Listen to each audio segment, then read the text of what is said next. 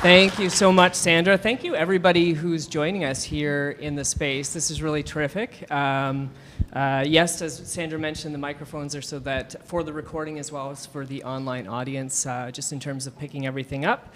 And thank you so much to everybody who's joining us on a brisk Saturday afternoon on site here in London, Ontario, and online for TAP Centre for Creativity's Unscripted series, which brings together artists and creative professionals across multidisciplinary genres and fields to hear unscripted stories, to ask questions, to learn more about our featured guests' artistic practices and approaches to creativity. I'm Josh Lambier, the director of Words, London's Literary and Creative Arts Festival.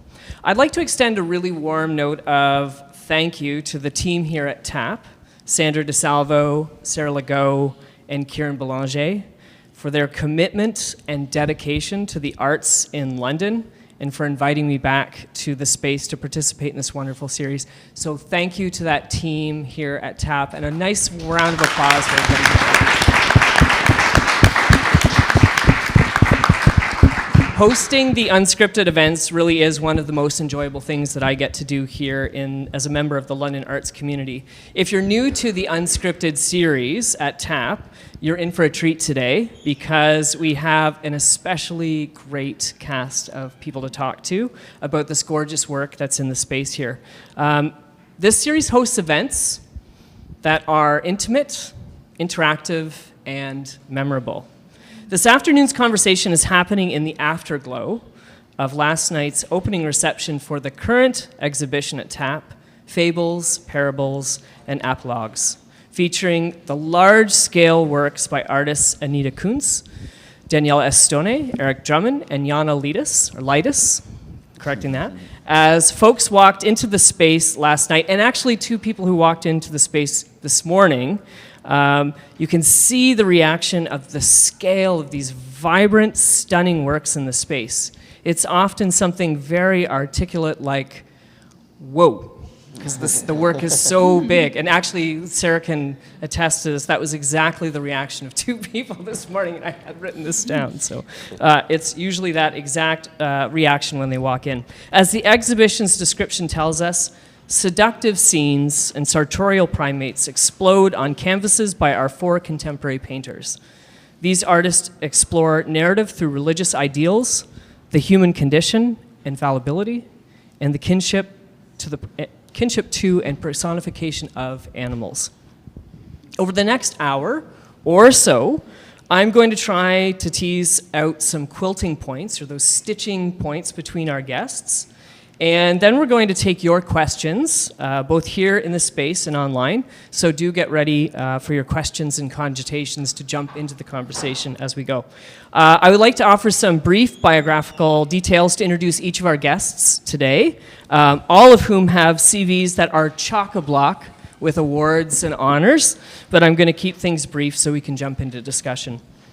Internationally known as the creator of cover art for The New Yorker, Rolling Stone, The New York Times Magazine, Vanity Fair, GQ, Time, all the major publications, Anita Kunz has been recognized with many awards and honors, including her appointment as an Officer of the Order of Canada, her induction into the Royal Canadian Academy of the Arts, as well as the Society of Illustrators Hall of Fame, and an honorary degree from OCAD University, where she was a student, which I think at that time was Ontario College of Art, the design, and then the university came later. Yeah, many of you will fondly remember Anita's exhibition, Original Sisters, Portraits of Tenacity and Courage, which was here at TAP Centre for Creativity from November 2022 to January 2023, and is now at Norman Rockwell Museum. Anita is also the author of Another History of Art, and her latest, Striking a Pose, a handy guide to the male nude. 150 nudes in or portraits in that particular book.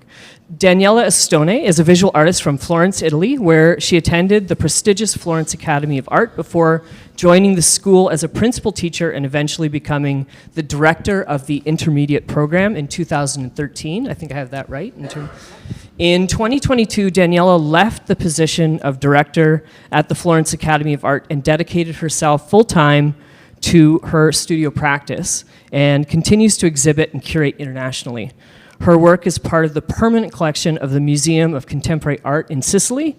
She was a finalist in the BP Prize in London and received honorable mention at Spain's Mod Portrait Awards. Eric Drummond is a feature artist here at TAP Center for Creativity in the Studio Residency Program, where he completes his studio work and teaches. After completing his art history degree at the University of Guelph, he studied classical academic painting and drawing at the Florence Academy of Art, where he met and worked with Daniela. Eric has been featured in many international establishments, including the Art Renewal Center, Sotheby's, the Luxembourg Art Prize, and the MIAM in Barcelona. Originally from Ukraine, Yana Litus is an interior and fine artist who moved to Canada in 2016 and is now based in London, Ontario, where she creates murals and custom artworks that have appeared in spaces across North America, from Montreal to New York to Los Angeles. She also has a very impressive record in recent Canadian art battles, including the 2022 Toronto City Champion, 2023 finalist of the National Championship, and the 2024 winner of the London Art Battle. Please join me in welcoming our featured guests today.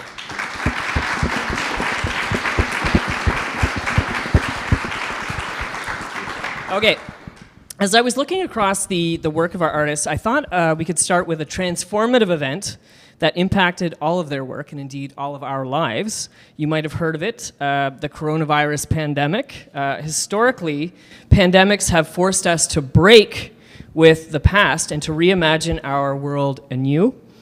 And I wanted to ask our artists about how the pandemic opened new horizons as a way to approach the work in this space.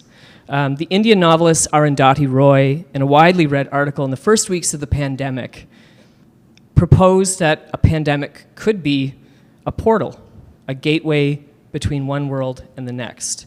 So maybe I could start with Daniela with a question. During the first year of the pandemic, you started painting the sunrise every morning for 365 days, a project that offered you an opportunity to rediscover the power of the imagination while you were in lockdown.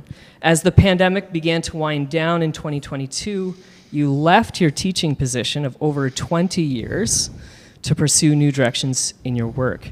Can you talk about how the experience of the pandemic opened new horizons for you? Well, actually, it was the pandemic combined with my turning into 40s, you know? That, it was quite of a combo.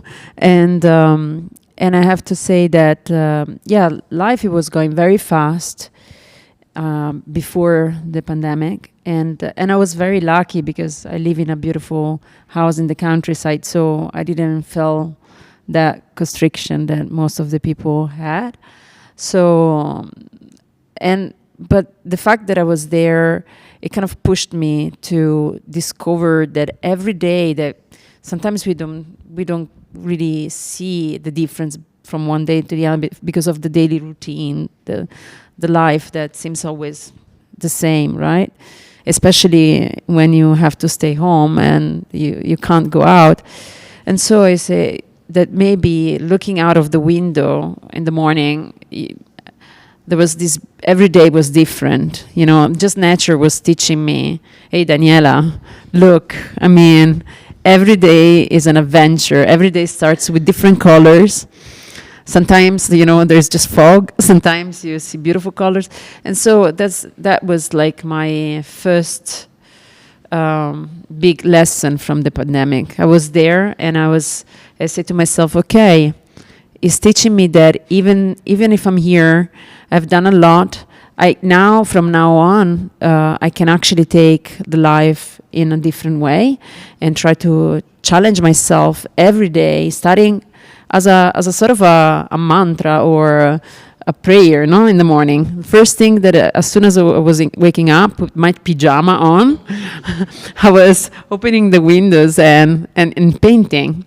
for 15 minutes, catching the colors of the sunrise, and then the day was beginning, and I was actually good enough to do it for all the, disciplined enough to do it for just a couple days. I didn't do it when I got the COVID.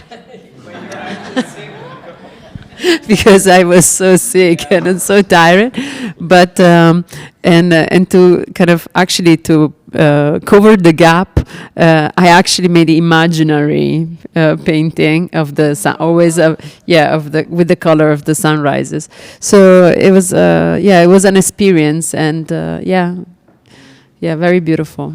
And the change of pace, you've mentioned too, the change of pace of life. Did it reorient your own perspective in terms of when you re-entered back into the pace of... Yeah. Because it was shortly after that you started to think about, or correct me if I'm wrong, that you started to think, maybe I want to do something new. Yeah, exactly. So probably, I think I have heard many people had the same experience. You've kind of been forced to stop and to think about what is about your life. And I had a very good life. I mean, teaching at the Florence Academy was a blast. Like, I love teaching. Teaching for me is one of the best. Don't get me wrong. Teaching is probably one of the best works that you can do, because you can inspire new generations, and so it's very, very rewarding. And but the school wasn't mine, and at the end I felt that everything, all the things that I wanted to create and all the things that I wanted to do, it was blocked by the fact that it wasn't just my thing. So I said, Daniela, you have to try, first of all, to be 100%, artist. Try to live with what you do, and then maybe you can open up your own school. But at least try. You are 40 years old. You ought to try. So that's how. And it was very scary. I have to say, leaving a secure job and after 20 years, jumping in something that it's so uncertain, So it was very scary, but at the end, I got with all the fears and the possible anxiety, I did it, and I'm happy actually that I did it, even if I miss teaching in that school. Amazing, yeah, and such a courageous act. And I'm going to come back to some of the points that you've raised. For decades, Anita, you've been at the top of your game with illustration work in top magazines, book covers, more. A field that is deadline driven with significant travel, I would imagine. Then a once in a century pandemic hits and you're on lockdown in your Toronto studio. I love the affinity between Daniela's 365 sunrise portraits and actually, Sarah, correct me if I'm wrong, I think it was 365 portraits exactly that were here on it's uncanny. I mean, it is the number of days in a year, but 365 portraits from original sisters on here. I'm interested to know how the pandemic temporality, the stop, that pace that would have been the deadline-driven activity. How did that coming to a stop offer you a chance to turn your perspective towards more personal projects as well? Oh, that's a good question. I was an illustrator for decades. But the work, I was very, very lucky to work with incredible art directors in New York. And these incredible art directors allowed me a lot of creative freedom. That kind of dried up. That kind of sense of letting an illustrator do whatever we felt was appropriate for the job, that dried up. And then I started doing my own work. And so I would say for the past 20 years, I've been doing my own work. I'm still illustrating. But the whole magazines are not what they used to be. So when the pandemic hit, it actually gave me a lot of time to do what I had been wanting to do, which was work on personal assignments. And I did the same thing as you. So every day I did a portrait, and that was a scary time. Remember? Like it was really scary. We didn't know, is this airborne? Is it, or how many people are going to die? Like, I remember just being terrified. But the fact that I could be really involved in learning about, my topic was women, extraordinary women who have been many of whom have been overlooked, and just kind of spending the day researching a woman a day and then painting her portrait. And I felt at the end of the day that I had really learned something. I felt that I had accomplished something. And also, because it was such a scary time that we all went through, but also I was reading about women who were in the Holocaust and they were teaching children. So just, I got a lot of inspiration from these stories, and that sort of got me through the pandemic. And then I was lucky enough to have a show here, which was, thank you, Sarah. Gorgeous show here. Yeah, Thank you. absolutely. When I saw 365, and I just thought, oh my goodness, that's just so uncanny. It's 500 now. 500 now, yeah. Now over 500. At the time, every time the number I hear it, it's climbed each time.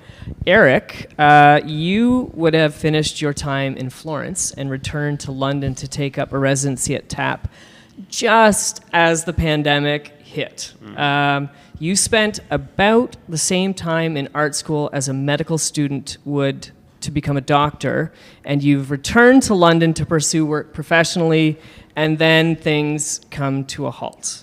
How did the pandemic impact your work as you made the transition back to life in London as an artist? Did it open new directions, or did it sideline things? It was super, it's interesting because the timing was even more brutal because I had just moved into a new space with north-facing light, which is what I preferably like to work with when I have models or if I'm doing commissions or anything like that. So it was agonizing because I had this new space and I was ready to work, and then it just got taken away from me just at the last minute.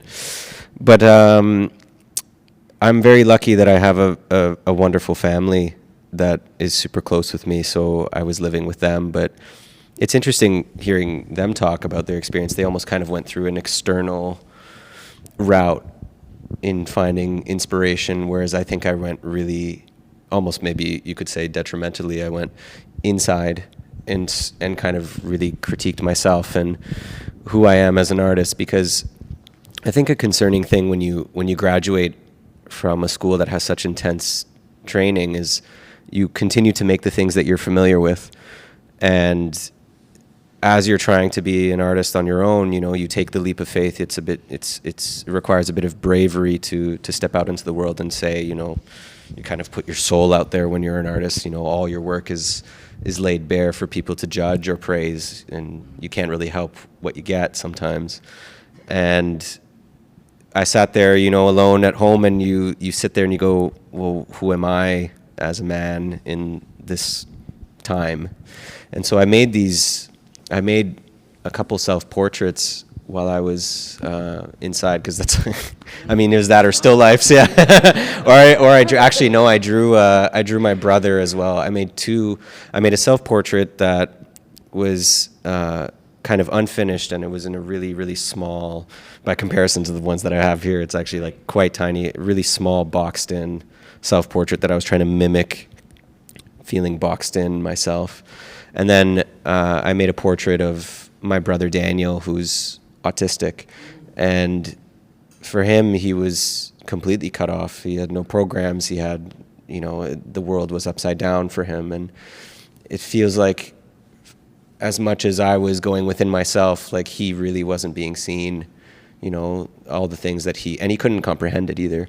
So I made a portrait of him in kind of this silhouette in my parents' room, where you can't really see his face, and kind of commenting on how isolating it is for people like him. But then, for myself, I had to really critique, what is the work that I want to make? I don't want to make student work for the rest of my life. I don't want to make projects that I was just learning in school. I have to have a voice. I have to have a form of self-expression that is me. So it's actually interesting with the work that we have today here. It's manifestations of the way that I think or feel about my own emotions. They're allegorical images. and they have a certain historicity to them, but they're really the way that I think about my own feelings, and that came from a time where I just went within. Yeah. Amazing, thank you. And there's a number of things there I'd like to return to in terms of talking about the work. Yana, after you came to Canada in 2016, you came to London, but as you told me last night, you've moved around between Montreal, Toronto, and beyond. You also made the jump from being an architect in Ukraine to pursuing an arts-based career in Canada. When the pandemic emerged, how did the lockdown impact your creativity as you were pursuing an arts-based career in Canada? Yeah, so I can tell that the COVID times was really bad for people and for everyone, because we can get sick and die and all this. But another way for me, it was the best year for my growing as an artist. Why? Because what I did before always is people call me and say, hey, we have we just moved to a house, or we have empty walls.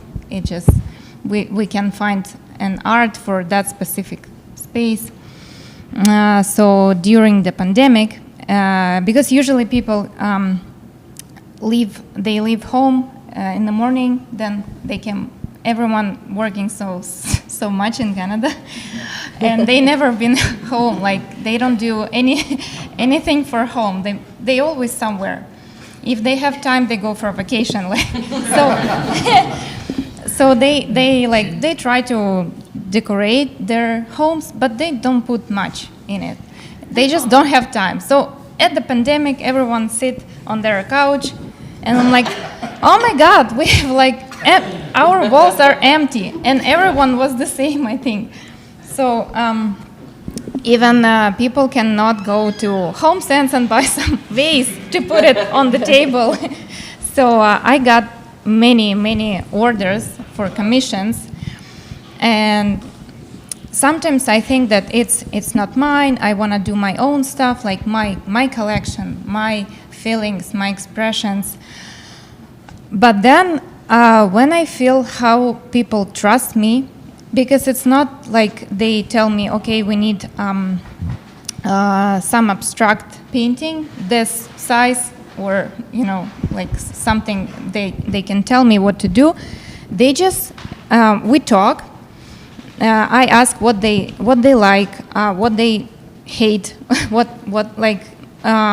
I'm working as a psychologist, let's say. So yeah, and then they say, okay, we will wait let's say a month, and they never ask me how is it, how is the work, show us the progress. They just, this is and I didn't have any client who asked. They just trust me. So this makes me so I still do it, the commissions, but I try to do more what I like, my style. I still try to find what is my style. But yeah, the pandemic, I didn't make 365 murals as that would be Daniela or Anita. I wish I could, but I did murals. Some places, like restaurants, they call me and said, okay, we have empty space. This is the time to reorganize it, to redo it. When the door is going to be open for the public, we can open and it's going to be, wow, unique walls or something like that. So I tried to travel, which was hard because some restrictions. We was not allowed even to travel from province to province. Yeah. So sometimes, as I told you yesterday, that maybe I should not tell it to the public, but my husband, he actually always helped me with all my projects all the time, and we just put the brushes in the trunk, very quietly. Go to some garage at the restaurant or I don't know, the building, go to garage. The garage door closed. We took our stuff. I do painting, and then we left. Yeah. We're not talking to anybody, but still, it was kind of between the rules. I think. Yeah. So of course we was waiting until everything will be open. But I think I grown so much during the pandemic. It's amazing. Yeah. And that's a kind of inner life as well. It's the interior spaces that we live in and just a reevaluation. Yeah. So it's remarkable in terms of just the experiences and the affinities that you had in those points of contact. Daniela and Anita, one area of inquiry you both share a fascination with is anthropology and the anthropological dimension of art history.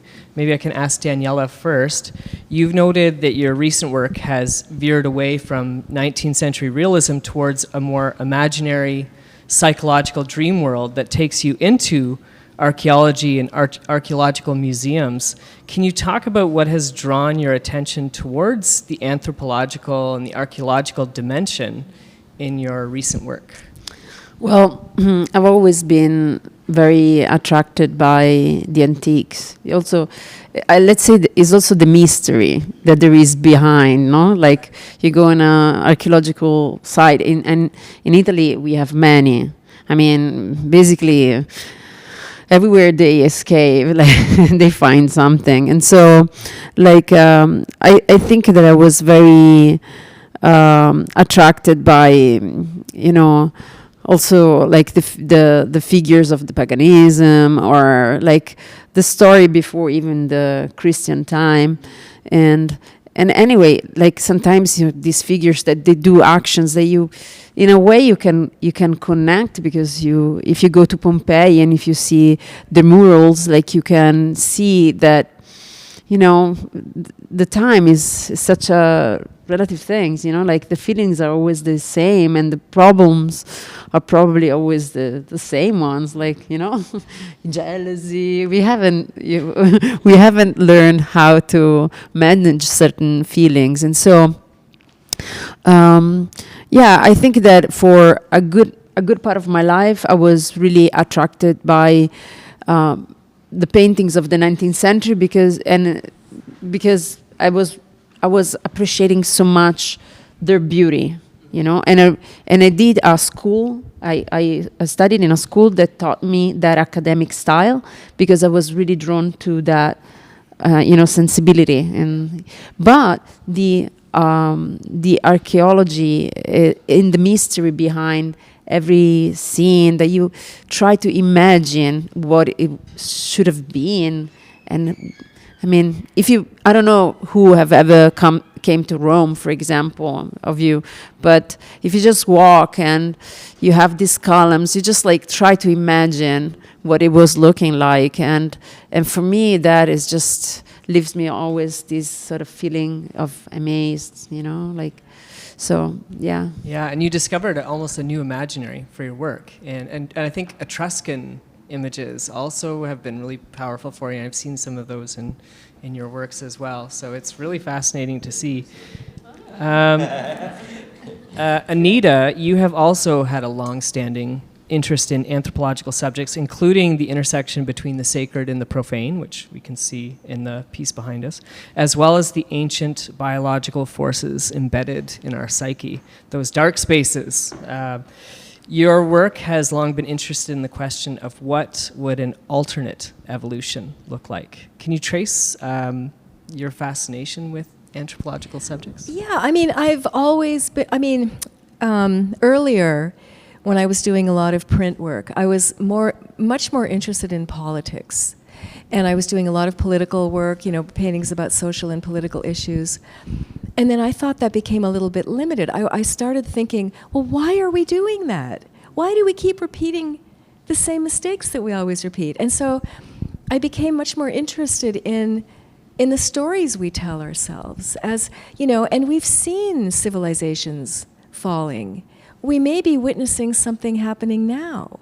I mean, this is really important stuff. And there was a point where I just thought, you know, the same old politics is not the answer. I think understanding our basic nature is maybe the only way that we can get over some of these events, that keep happening. So, yeah, I mean, for me, I think you said it beautifully, so I agree 100%. When I was in art school, at OCA at that time, we had no art history. I have never had an art history class. Wow. Never. Wow. But when I was young, I used to go to Italy, and when we were young, we'd travel all over Europe and go to the museums, and that was it for me. That just blew me away, and just the paintings and the, But what I'm doing here, I do different projects. This is part of a book that I did over there that really was kind of a little bit more political, because I wanted to do something that was really based on anything I ever learned was about white male art history. And so I wanted to sort of pose a satirical question. Well, what would happen if a woman did it, or somebody who's not religious, or so that became the theme for that book, and that's where this is from. Right, another history of art. Yeah, another history of art, because there's not that one. There are many, and there are other ones, and there are African histories and all kinds of amazing histories. Yeah. Like an alternate evolution. It makes me think of the Charlton Heston big reveal in Planet of the Apes. Yeah, right. Right at the end. Yeah. Can you tell us a little bit about, on this anthropological topic, I can't help but ask, about Pocket's Warhol? Oh, well, I haven't done it so much recently, but I used to volunteer at a monkey sanctuary, Canada's only monkey sanctuary, and it's about an hour east of Toronto. And I love, first of all, people thought that monkeys would make good pets. That's not a good idea. So they bite and rip faces off. So, we had these lovely monkeys that were going to be euthanized, and so I really loved volunteering there because I got to watch them. And they seemed so human-like. There was jealousy. That you could tell when they were sad. You could tell when they were angry. And Pockets Warhol was one of the monkeys who lived there, and he's actually an artist, so he paints. So that, yeah. And has the hair, the shock of hair. That's Yeah. where he gets his name. That's amazing. I loved that story when I came across it. And finish his works that you've done, for sure. Eric, in an article on painting realism, you mentioned that your time during the pandemic seemed to bring you back full circle, and you were just mentioning to the Renaissance masters that inspired you, and I'm going to quote something that you said. "Now I seem to arrive to where I began. What inspired me when I was a child, such as larger multi-figure compositions, inspired by the old masters I grew up looking at. For a time during my PhD, I stayed in Munich and really loved going to the Alta and the Neue and seeing these masters on the walls, but they were very much of the museum for me. The old masters for you seem so enlivening. They take you to a very personal, expressive place. Could you talk about your fascination with the old masters of the Italian Renaissance, like Leonardo da Vinci, Michelangelo, the other Ninja Turtles, as they say? So, I'm going to be here for an hour. I think just to bounce off of what they were saying with the sense of, retelling stories as well, it's so true that I think now today, where we demand everything be so explained and so categorized and so defined, that there is no room for mystery anymore. And I think that was a huge part of ancient societies and ancient, social dynamics, was that they almost embraced mystery, and they embraced a deeper transcendent philosophy that didn't need to be so defined. Like we were talking the other day about words and how words in Italian have multiple meanings, right? And that when you translate to English, it's like narrowed down into one, and that's problematic, right? Because even the way you say a word or the way the word can be used in a context in Italian, it gives it a whole different value. Anyways, going on with the old masters, like having the time to go within myself, you realize, you go back to the question, why do I do this? Or what inspires me, and what began it all. And what began it all for me was looking at the books that my grandfather gave me. He was an Italian immigrant, on the Renaissance masters. And there was something about that time, I feel, when Daniela maybe speaks about the ancients and the pagan art, there's a sensation for me when I look at the Renaissance of this sort of synthesis between the logical and also the inexplainable, where if you look at something like for instance, Bronzino was a huge inspiration for the panel of love, and he did his own painting about love and jealousy and hatred. And it's even curators today, they don't really necessarily know how to define like why or what is typically going on in the painting. And I think that allows the viewer to enter the space in these multifigural allegorical images, right? Where it's not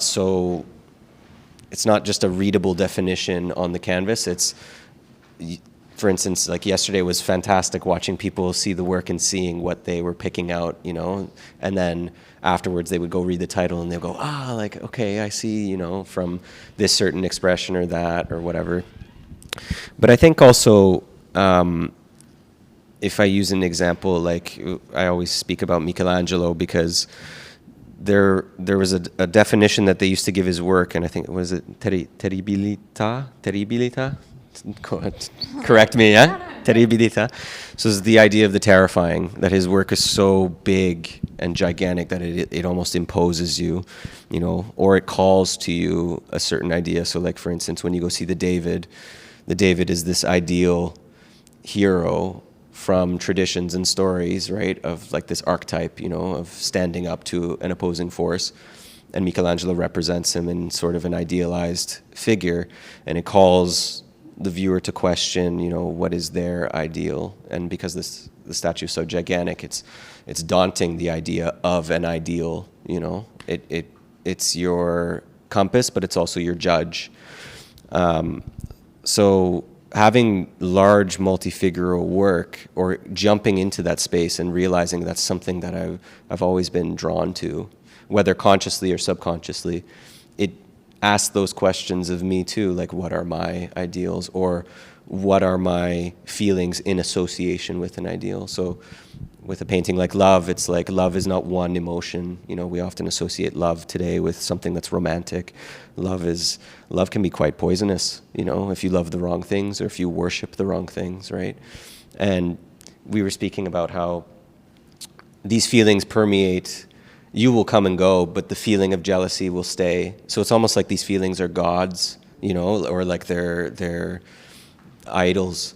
And so like the concept of like jealousy being this sort of like creature that exists and can grab a hold of you at any point at any time in history. It's something I think that is so profound, right? And to be able to describe that in painting it's a challenge, but I think it's an honorable path to try and pursue, because you self-critique. Like, it's not about jealousy in particular, trying to describe someone else's jealousy. It's the times when I felt jealous, right? How do I think about those times? How do I critique those things, right? So it's, again, laying your soul to bear, you know? Yeah, it was something I was thinking about, because these are definitely transhistorical. They have enduring themes, Exactly. but they must have a personal connection to you in terms of why you're setting paint and creating the figures that you are, these allegorical figures that you are for these works. Yeah, and they're all done in a sort of a motif or a design that is also calling back to something old as well. So the feeling is congruent to what you can feel now, but the image is calling back to something ancient. So it, again, time is like a paradox in that sense, where it doesn't really exist. And that's just the power of painting, in my opinion. You know, when you step into a space and there's paintings, whether it's a portrait or something abstract or whatever, it holds you to a moment that time does not necessarily exist anymore, right? Amazing. Thank you so much. It was a really rich and great answer. Thank you. Yana, last night at the opening, you were telling me about your transition from Ukraine to Canada, which was also a move away from your background, as I mentioned at the top, training in architecture, to a career as an artist. What I found particularly fascinating is the way in which your art practice evolved alongside or adjacent to the architectural, such as mural work, and you're talking about those interior spaces, interior design, or custom painting for interior spaces. Could you talk about how you made that transition when you arrived here, and from the architectural to the fine arts? How did your architectural background inform what you were doing now and what you wanted to do aspirationally here? Yeah, I actually tried to make this transition when I just started working as an architect. I realized that I'm more I love more to create with my hands and, to do something, like to do paintings, to do something creative. So when I started my job as an architect, it was city job, which actually is not architecture. It's about all the laws, a lot of paperwork. So I was 23 years old, and Which city? Which city was it? It's Poltava city. It's central part of Ukraine. So I was very I'm still have a lot of energy, but at 23 years old, I was like, oh my God, I gonna plan parks. I gonna change the city, I also, there is a little problem in, not in architecture, but in marketing in Ukraine, that they put the signs everywhere, and the signs is huge, and they can cover the architectural parts, the historical parts. So I wanted to change this also, but of course, nobody didn't let us do anything. So I found that I need to do some side job as a muralist. So just it started from some restaurants. The people asked I just feel that I love a big canvases, big spaces. So it was easy choice for me. I also tried to be as an illustrator a bit. I found that's not mine quickly. And then, if we come back to architecture and artists, so when I was at the first year of the architectural school, one professor told me, Yana, he is really cool, a professional architect, and he said, Yana, I can see that you're more artist than the architect. And I was like, What a compliment. Now I think it's compliment, but that time, but I thought I have to finish it, and and I have to be architect. Why he told me that? I was literally crying in front of him. I never cried in front of people, but that time I remember that. So he's like, no, it's okay, you're good in architecture. But then after 6 years of university, I got so many good lessons and experience. And this experience, actually, I if I will come back to the year when I entered when I passed the exams and everything, I will not change my mind. Even if I miss some artistic lessons maybe in something, but I'm still learning. But the architecture gives me understanding of interior, of composition, perspective, and when I come as an artist to somebody's home to choose what we're gonna do as a painting, I'm not looking only to this painting and to this wall. Mm-hmm. I'm looking around to the whole neighborhood even. Yeah. I try to catch everything, because we study at architectural department, we study everything, like psychology, history, mathematics, everything. So I think it helps me a lot to create what I do now. And actually, Anita told that she didn't have art history classes. Mm-hmm. I had them when I went to the art school, but I missed them. Why? Because the lessons was in the basement, and our teacher, she closed the curtains, and it was fully dark space. So she showed us on the projector some historical lessons. So of course, the art school was after high school. We was all so tired. How you can sit in the dark space and not sleeping? So I missed all the lessons.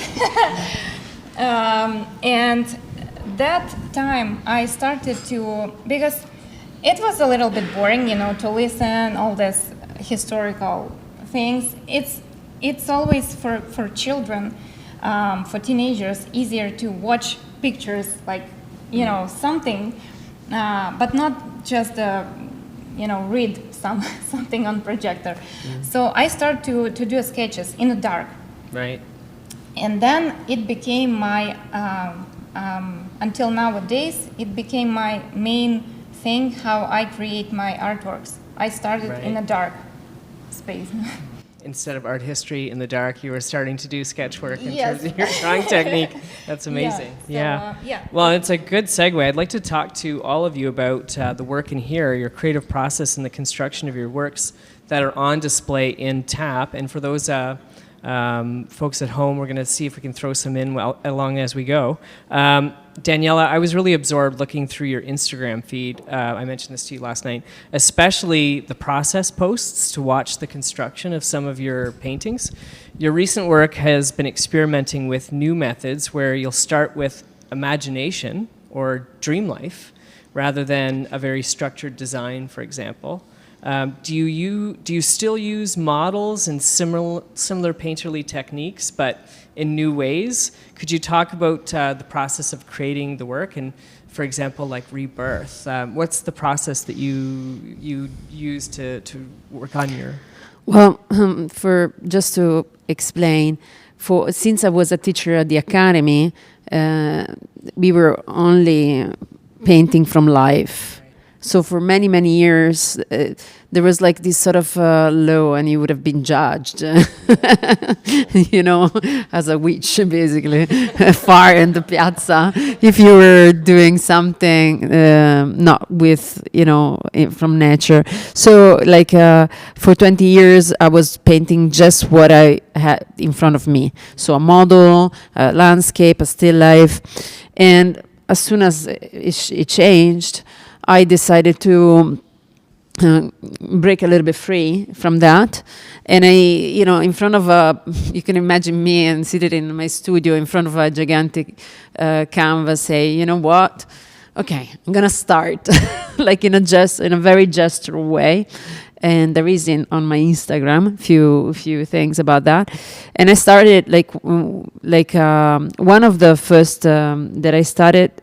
It was like the circle of these 12 women. And I just started from scratch. And in fact, probably in the future, that painting will become futuristic because the arms has changed position so many times that it may be in layers. Yeah, But the fact is, I was really enjoying the expressivity of my movements. That something that I wasn't exploring it before, because before it was just like the model, and I was just measuring and reporting the informations. So like that it started, and also I allowed my subconscious to drive me through. So like, just in front of a blank canvas, what I was able to see through that. And it happened that it was kind of a similar, themes were coming up. And then, of course, I did also a series of, at that time, I was also writing every day my dreams. I was reading all the Jung, everything about that. And so I was trying to kind of understand a little bit about what I was, what were the archetypes that I was kind of driven towards. And so like, but anyway, without even thinking too much, in fact, most of the times people say, what is about? It's hard to say because it's not something that I consciously decided, but I just allowed it to come out. So I really changed page, Before everything it was settled, like the light. I was composing. If I was painting in multi-figures or a figure in a space, I was setting like, almost in a theater, no? Like you put the right light, the right objects. And then afterwards, no, I've just decided I'll go free, and that allowed me to have new compositions and to also discover that I could do that, because sometimes when you limit yourself. and so like I think that but I still use models in case I need it, and my daughter is, poor girl, she has to pause so many times so for me, but apart from that, like of course I use models but they are like the secondary. Right. They come after. They're not overimposing themselves to my thing. So amazing. Wow. That's really fascinating in terms of the development of the work. Eric, I noticed that you produce studies towards multi-figure works, like the ones in the space that we have here today. For example, drapery study for larger composition. I saw this as one that you had done. What does the research and composition process look like for or towards the work that we see in the space today? Does it involve a lot of model work as well in terms of how you make it? Walk us through how you would create one of these large-scale works. I feel like as much as I want to say that I'm an organized painter, I'm also a bit frantic and I overthink incessantly. And so I'm a young man, so it's all about control at this point in my life, making sure everything's all like perfect. Yeah. We'll see what happens in 10 years. But no, at this point I study. It's hard because if I do just the drapery study, anything that you're drawing as a study, it ends up becoming a bit rigid. So in order for the compositions, for a lot of these compositions, they're quite dynamic and there's a lot of movement, and especially if you're trying to depict something that's like not necessarily totally real. It is realism, but it's about something that's not necessarily tangibly real. It's about a feeling, right? There has to be something kind of surreal about what it is that you're designing. So I'll do a lot of studies, but then again, I kind of leave what I'm working with and just try to position things in the way that I think could move. Also referring to older paintings, older artists that I love. I use photography as well, so if I can't get a specific articulation right, in some of the bodies that I have, having a model trying to sit for that it's just ridiculous. I would never demand that from a model. So I take photos either of my own body, or I'll have a model come in, assume the pose, and then take photos, because it's just easier that way. So for instance, like one of the portraits of the three-headed woman that represents jealousy in the back, I took a photo of my own face, and then there was also a painting that had sort of similar expression, but the lighting wasn't correct. So it's kind of like a fusion of both my own face, which is kind of appropriate because it's quite self-reflective, and then it's confused because you have to tell him that you shaved yourself. I did, yeah. I shaved my beard. Yeah, it was before I had the beard. Yeah, thankfully, yeah. And then I referred to the beard hair for her hair, all that black mess over there. Yeah. I'm not sure if that's an act of control or letting go. I don't know what it is. Yeah, I don't know what it is. But it's in terms of what always happens congruently at the beginning of my work is that I can't look at a blank page and have an idea. So none of these paintings were preconceived ideas. It was something that I started drawing. It's almost like a sculptor. Like a sculptor can't work with nothing. They need the material. I need to have something on the page. So I started, for instance, with the figure of love. I was thinking of just drawing my own sort of birth of Venus, like what's my interpretation of the birth of Venus. And then you start thinking about the idea of Venus, Aphrodite, love, these older concepts, and what do I think of love? And then all of a sudden, as the Venus is being developed, all these other figures, I started kind of injecting into the composition as well, because I was like, well, love's not just love, or jealousy isn't just jealousy. It's jealousy preludes many other things. So with drawing jealousy, I initially started with that sort of creature, and rationalizing what I thought jealousy would be for me, which felt more like a sort of being, not necessarily a person. And then what does jealousy lead to? Anger, wrath, vengeance. Jealousy is often the product of something being misunderstood. When you're jealous, you don't necessarily think rationally. You're not thinking virtuously, things like that. So all of a sudden it just, from this central figures, especially with these two canvases, because there is a central figure, central focus, these things start to amalgamate around it, which I think is really cool, because emotively I think that's the same thing that happens.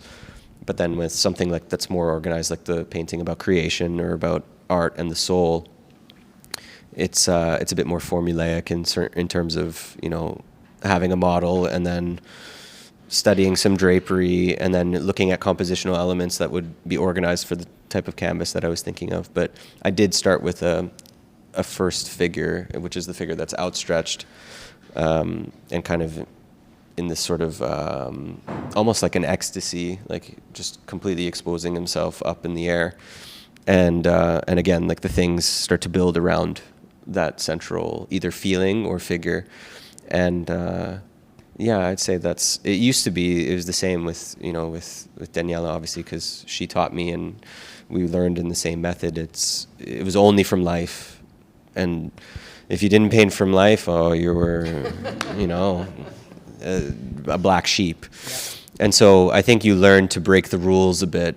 And artists in the past, they broke the rules all the time. It's a bit of a fallacy to think that, oh, they just had this method all the time, that they were working only in this method in the past. It's like, no, come on. Like you wouldn't get the Sistine Chapel ceiling if one guy only worked one way his whole life, or you wouldn't get a lot of those academic works that they love to study if people weren't referring to the past or referring to artists picking and pulling from different paintings that they saw and they loved. The whole point of the Renaissance was that they rediscovered the Greeks. Yeah. And so they were just drawing sculptures and imposing those figures into their work. Right, and finding those places where you break the rules and work through the traumas of our training exactly, and academic life. Yeah. You suffer a bit, yeah.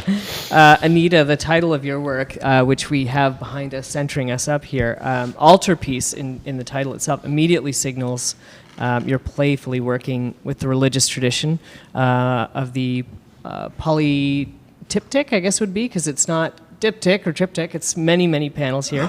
But there's also an inflection of the medieval bestiary as well that you can see, almost a composite of the two. Could you tell us about the research and composition process for this gorgeous work that's behind us here today? Well, I mean, I've been trying to think of what I was going to say because I don't. So for me, the process, it always starts with an idea, a strong idea. So a clear, simple idea. And when I was an illustrator, I'm still an illustrator, but when I did mostly illustration work, that was the nature of it, is to come up with a clear, simple idea that if it was on a magazine cover or something, people would understand. So it was all about communicating something clearly. And speed. So with, as an illustrator, for example, Time magazine would call Wednesday night, and I'd drop everything, sketch, send a couple sketches a couple hours later. The editors would give me approval Wednesday night, work through the night, work Wednesday, and 5 o'clock the FedEx person would come and get it. So quick idea, but it kind of helped me to identify ideas quickly, right? So, and then in my personal work, I now have, it doesn't have to be done so quickly. So I now have the luxury of experimenting. Yeah. The illustrations are little because of the time, because I had to do them quickly. But now that I'm the boss, now that I'm doing the thing, that I'm determining what I'm painting, I can spend as much time as possible. I can experiment. With different paints. I've discovered a great new sort of acrylic type of paint for the portraits, and so for me, it's almost as much, once the idea is established, it's almost as much about, what can I try? How can I, so I'm experimenting now a lot more than I did in the past. And so I don't really have one answer to your question. I mean, this one really came about because it was part of that book, and it was, there were no. Well, now my next project was about women, who were there, yeah. And they were painters. They just weren't acknowledged. What is the best way for me to do something that would have been like an altarpiece, except it's secular? A lot of times when you're working very quickly, you have to make stuff up. You have to make it up. And I've done stuff that I can't believe people think is real. Like, it's not, like, I don't think there are any monkeys like this. It's like, I think this one needs fur. I don't know. So a lot of it is made up. So, But anyway, I hope that's Well, a I love good it. You bring answer. your illustrator sensibility to your fine art, which gives it such a unique character. And you instantly recognize Anita's work. It's just so characteristic of your style, but also in experimental ways with the size of the canvas compared to it and all the experimentation that you're doing. Amazing. Yana, you have a diptych structured piece on display with figures in the foreground. Could you, and you can see people in the space here, it's directly adjacent back here. Could you talk to us about the composition process? What does the research look like? What does the technique that you bring to the works that we have on display? Yes. So this is maybe one of the times when I did not start my idea right on the canvas. Usually I don't do any sketches, like never. But that time it was different because I needed to do a sketch. It's a serious work, so I wanted to prepare. But even do a sketch, I did it in the dark. Oh. as I usually start my paintings. I turn the light off and then put some candle, and then I feel better when I start. I feel my feelings. How to say? I don't know. So I took my daughter slept. It was like 10 p.m. So I was with my own ideas, and I was at the kitchen table with my husband, just in a silence, And I took the the piece of paper, wherever I found on the table, and then I create the sketch. And then it was a long table. It starts from the table and two people. So I wanted to show that you can sit at one table, you can be in one space, in one room, but be very apart. And if you don't look to each other, this table as long as it can be. But you sit together at this table. But then I realized that how it can change when they look to each other. So I took the kitchen scissors, I cut this paper, and I switched these two pieces. So when they look to each other, if you can switch these two pieces, there is no table and no space at all, because they look to each other. And they understand, they can hear each other, they can talk, so they are more close. That's the idea. Did you have a preference as to how they hung them in the space here the way that they did? Is this... That was we talked with Sandra and... Oh, I'm sorry. We talked with Sandra and Sarah. We try to decide which way. And actually, we decided, and I trust Sarah a lot, and we talk, and we decided, because the idea started from the table, Right. So it looks now more clear when it's this way. Yeah. But you can also change it. Is that how you prefer it? Yeah. Yes. Yeah. Amazing. Yeah. I'm gonna. I just wanted to say that Yep. it was hard to find the position, how they gonna Right. sit together but don't look to each other. So my husband took a picture of, because I found my friend tried to sit as I explained how I wanted, but it's hard sometimes because nobody knows and not everyone will understand how you want them to sit, So I'm like, why I'm asking? I can just sit myself and as I want. And my husband took a picture of me, and I took a picture of my husband. But then the name of this artwork is Lonely Together. So we decided that we're not in this process. We're not lonely together. We always look to each other and talk to each other and try to find. So we decided not to, be in this artwork.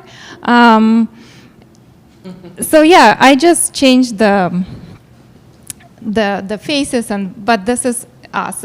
Let's see. Yeah. Amazing! Wow, that's I didn't see that until you described it in terms of the wall. I still have this piece that cut to. I want to save it. It's just interesting. Yeah. Amazing.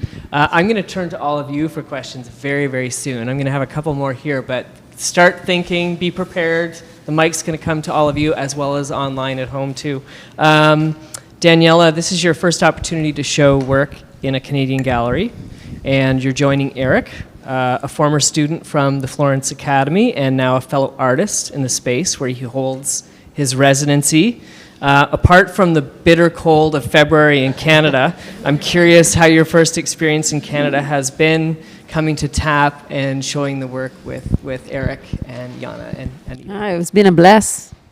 Yeah, no, I love the atmosphere here, and I really admire Eric, and I'm really proud of him. Prego. Prego. So, no, it's been beautiful. Thank you. Amazing. Thank you all. Well, it's great to have you with us here. And I'm going to give the space to Eric here to respond to that. How has the experience been? I imagine, Eric of 2016, when you arrived in Florence and you started working with Daniela, could you have thought of having a show open in the space where you have your studio with her work hanging with yours? Yeah, no, I have to say, it's the honor is mine, to be honest, to be able to do that, because part of the reason of going to school is you see the faculty that are teaching, and her name, is one of the reasons why you go, to be brutally honest. And so I was to be able to, if I were to look at myself in 2017, learning from her, and say you're gonna exhibit with her one day, and you're gonna be great friends. It's yeah, it's so endearing. Amazing. Yeah, I know. I can't be too nice to her, because then she'll. We were working our Take way advantage. to that moment there. Anita, during a previous conversation, you mentioned that you have a collection of painting you've made over decades, and that you've now written parables, fables, connected with each work.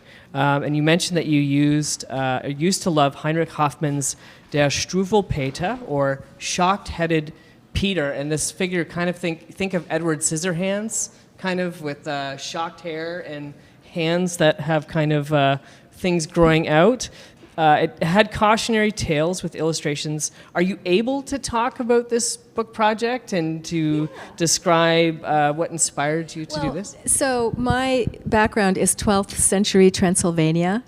So there's something very dark in my background, I assume. But when I was a kid, we had all these terrible German tales. Like the Struwwelpeter is, it's a graphic novel basically, and if you don't eat your soup, the last thing is a grave. Like really scary stuff. And so I always loved these short little stories with a little morality, a little bit of morality. And then later, I used to love Night Gallery and Twilight Zone, and the same thing, Outer Limits. Little stories that had some kind of a message, right? And so I've put together a book of parables, but for the modern age. We now have ocean acidification and everything. I've put this book together like a modern Fables. So it's together. I don't know what's happening with it. It's currently at my publisher. I'm just waiting to hear, if they're interested in publishing it. So it's ready to go if they'll do it. Amazing. Yeah. I'm very much looking forward to seeing more of that. My final question before I turn to all of you for questions. Yana, in 2022, you participated in a Toronto art battle called Art for Ukraine, which you would go on to win in the final round. Can you tell us about the Toronto Art Battle and what inspired you to enter this competition? Oh yeah, it's my favorite competition. Let's say it's just always pushed me. It's just so. I'm so nervous all the time. It's a bit. It feels like a big stress, to make a painting in 20 minutes only. But after that, after they start counting like 15 minutes left, 10 minutes left, you forget about everything, and you cannot see all this 100 people around you. So you just like improve your skills, your like ideas and everything. But if we come back to 2022 and earlier, so I was in Montreal, maybe I think it was 2018 when I heard first about the art battle, but I registered and I thought, you know, there is many competition in social media, internet that is not, it's not like it's not real, but it's not interesting or, you know, yeah, there is many. And I registered and then I thought, okay, it's one of those competitions. I'm not gonna go there, and it's not serious, you know. But then they call me day before and say, yeah, like, are you gonna come? And I was, let's say, I was scared. I was like, is it real? Like, you sure? 20 minutes? I gonna have 20 minutes? No, I'm sorry, I'm so busy. So I say no. Oh, wow. And then, yeah, and then when the war started in Ukraine in 2022, everything changed a lot in our lives as an artist, as a like everything changed. So when I heard, and it was summer, when I heard that Art Battle gonna do the competition and the funds gonna go to Ukraine, I was like, okay, this is the time I have to register. So I emailed them and say, please take me to this art battle. I really want to make it. I'm ready. I'm not scared. So, and yeah, they said, okay, yeah, come. So yeah, I was really full of ideas. I painted my homeland, and I was full of positive energy. I painted my grandma's house, you know. Yeah, and I won that time. And after that, it started. Yeah, and now you're art battle extraordinaire. Yes, yeah. It's really nice competition, and I wish all artists can go at least once just to try what they can, you know. I know. You can do it. We can go together. Sounds like a Time magazine kind of competition of overnight delivery. Well, I can't think of a better image to win with an art battle that was dedicated to Ukraine, which I think raised $45,000. Yeah, 45,000 for Ukraine that was there, and you won with an image of your ancestral homeland that had a connection to your family and your grandmother. That's and you know what? Like this painting was not. There was no Ukrainian colors or anything like that. It was just a very cozy village, you know, and house. And some Canadians, after the final round, they came to me and said that, oh, you know what? It reminds me the house of my grandma somewhere in small towns in Canada. So, and this is what makes me feel that I have to register again and again, because you know it's people. It's we are artists, so we do art for people, for people, really, like we put our heart and our soul in each piece. So when I hear from people that they got what I wanted to show, or there was even cry after what they saw, this is when I think that I'm doing something important or right, you know. Amazing. Thank you so much. I'm going to turn some questions from the audience, and I'm going to switch my microphones and turn into Phil Donahue and run around. So as I'm putting my mic down, sorry for people online if it crackles any.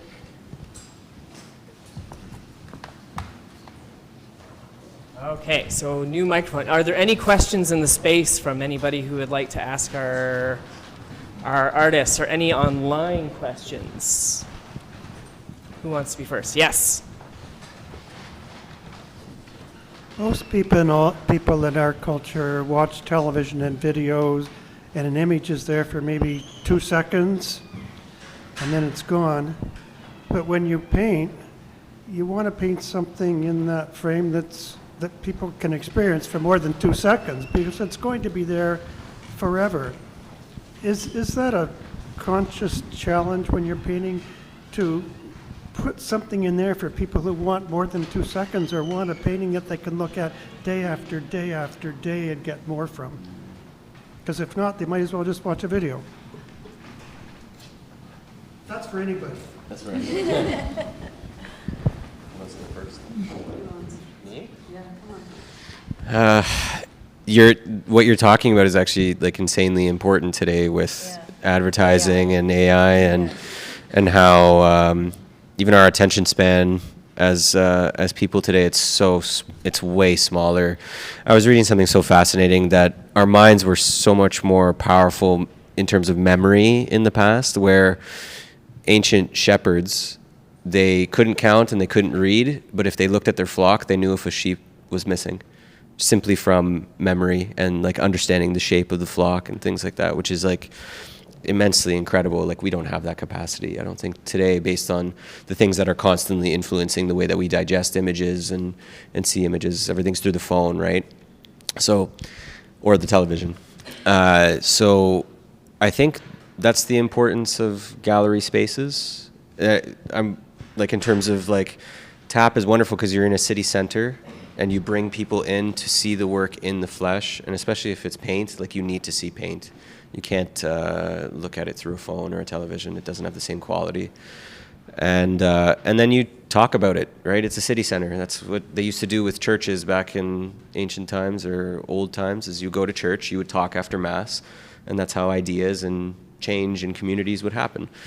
But with our own work, I never think about, I don't consciously think when I'm making a work, like, oh, this better have some sort of staying power, or like, this better, have some sort of mimetic quality that will permeate through everybody. It's more, for me, it's more about what is the quality of the painting, what is the image saying, and does it fit right with what I'm trying to do, both through the knowledge that I have in terms of what I've learned and also through the things that I've experienced. Sometimes a painting looks off and you don't know why, and it's like a thing in your gut.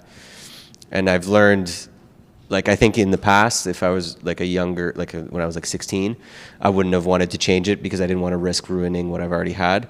Whereas now it's like, no, like, you have to change it because that's just going to gnaw at you. So I think it's more of like it's a balance between what you know and also kind of that gut feeling, in terms of, it's like asking, is a painting ever finished?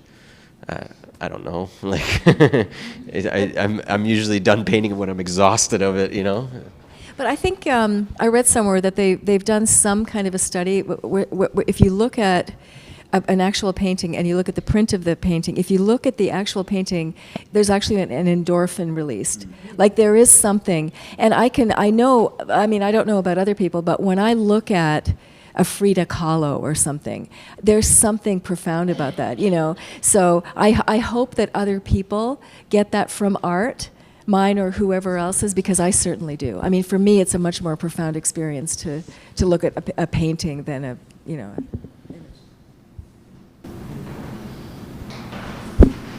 other questions, comments? Critiques? I left that one out purposely.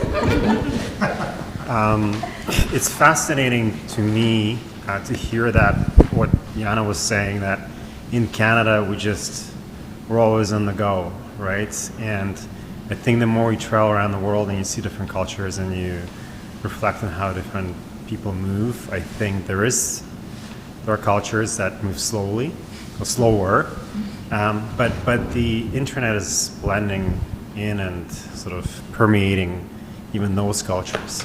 So some of you have spoken about time, and sometimes time stops, I think, Eric, you said, right? It doesn't even exist. So how do we slow things down in our own lives?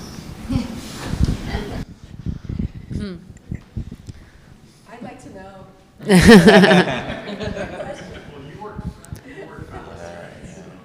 Slower now, but I mean, that's a. Oh, sorry. That is a great question for all of us. I think it is important to slow down now, to make a conscious effort to slow down. But I don't know how. I don't know.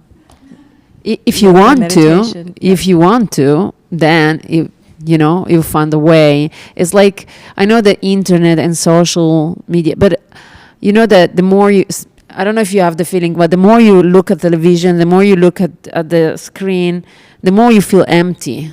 That's I hope that at one point that sense of emptiness, it will kind of arrive to a point of saturation.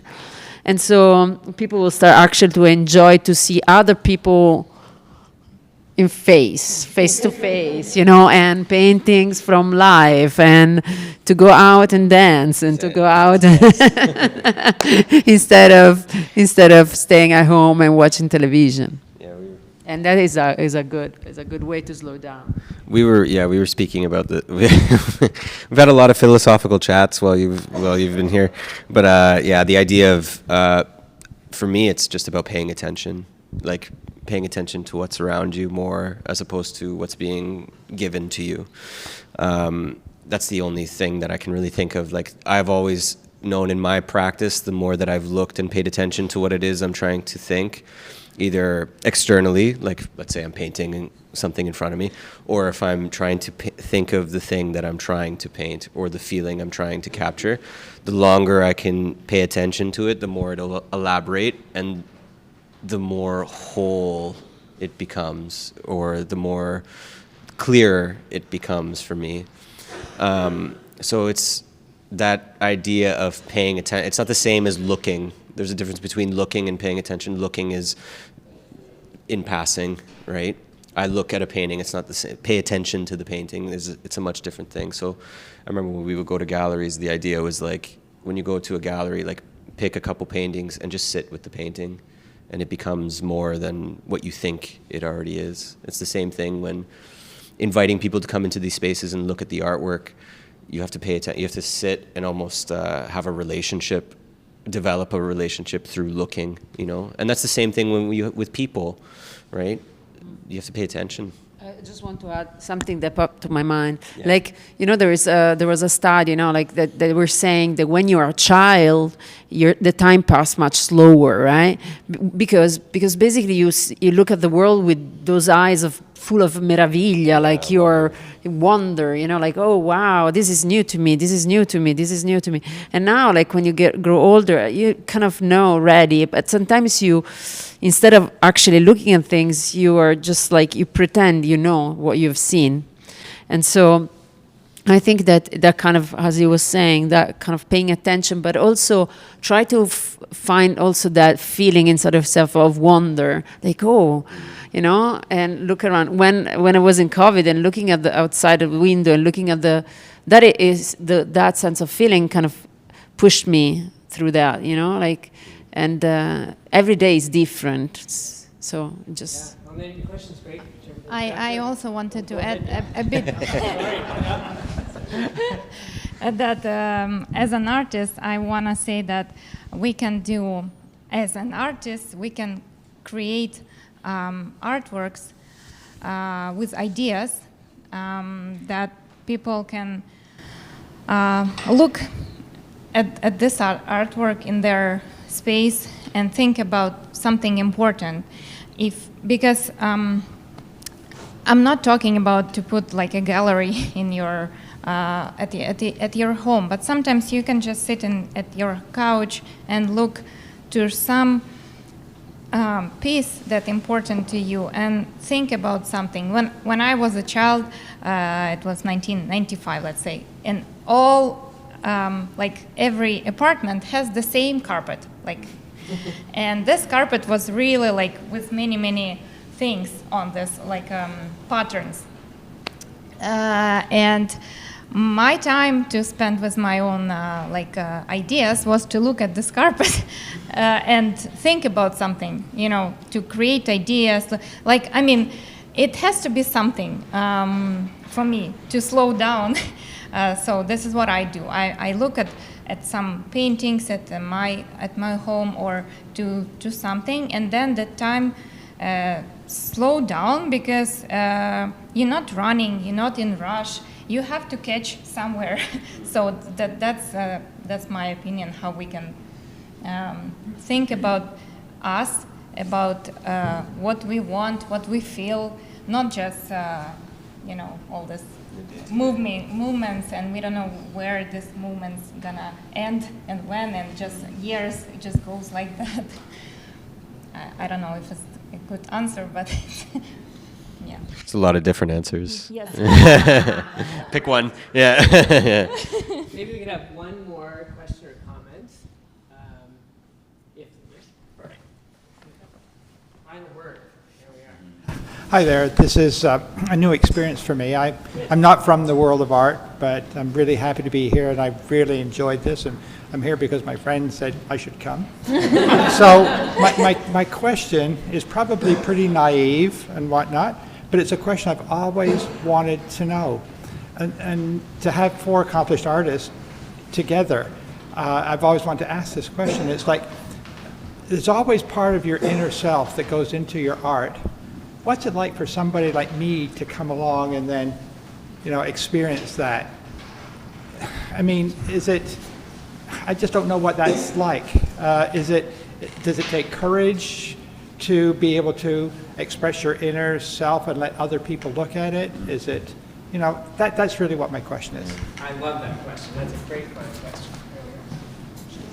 Over to you. I think the first part of that is when we see someone like yourself. First of all, the fact that you're here is amazing. Like, that's something for us, I think, that is super enriching as artists, is that we're able to get anybody to come in just to look and to pick whatever they feel. We were saying this earlier. What's annoying is when people come in and they're like, you tell me what, the painting, like, what is the painting saying? Like, you tell me about the painting. It's like, no, you look at the painting and you get what you want. And then we can talk about it after, right? Because that's what's that's the dialogue. Because you're going to pick up something different than maybe what I was intentionally putting, In terms of pursuing a creative field, it is, in my opinion, I look at anyone, especially because of the work that I'm trying to do with high school students and younger artists in the city. It's a complete leap of faith. You have to be courageous. You have to be bold, because there's no guarantee with the profession, right? There are avenues you can take that are more secure than others, but to consciously make the choice that I'm going to rely on my self-expression to make a living for myself it's insane. It's daunting, and it's like you step over the ledge, right? And so I look at a lot of kids, and I think about myself when I was a kid, and I can only speak by my experience. I didn't have artists to go to look up to, and a lot of high school was, maybe it's not the best career choice. And for me, you wish as a kid, especially when you just want to draw, that you wish you had someone just to push you and say, you know what, you can do it, or this is how, or this is a way, And so for me, I want to embolden people who have that desire to go and pursue it, because what else is, that's part of living, the idea of phenomenology. It's what matters in life versus what is the matter of life. It's what matters, right? And the idea of being able to take materials from the ground, put it on a flat surface, and have people have like you said, an actual biological or physical reaction, emotive reaction, that's insane. That's transcendent, that's different than anything that I can think of, right? So why not encourage that? Why not encourage someone like yourself to come into a gallery and experience these things? That's the point of the idea of the paying attention, the city center, coming to spaces, experiencing creative endeavors. It just doesn't have to be painting. It could be anything in terms of art, theater, dance, music, movies. To me, it's the pillar in which all of culture revolves around. All of it. That's my opinion.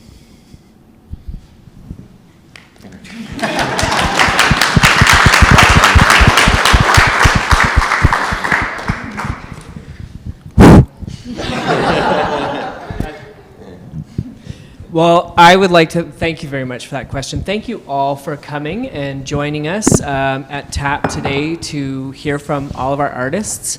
Thank you to Daniela, to Eric, to Yana, and to Anita for such generous answers and for coming and making the trip from destinations Toronto, from Florence, my goodness, and our London artist. This has been upstairs. Made it all the way down the stairs. It's a cold day too, though. There we are. And thank you so much. Your question is a really important one for folks like myself who organize arts events in this city. When I hear somebody say that I don't usually come to something like this, I enjoyed it, I want to hear more. That is, that's why we do what we're doing. It's why we show up and do the events that we do. And I know that's something that the TAP team here is dedicated to as well. So thank you all very much. Thank you to the artists. Enjoy the work and safe travels to you.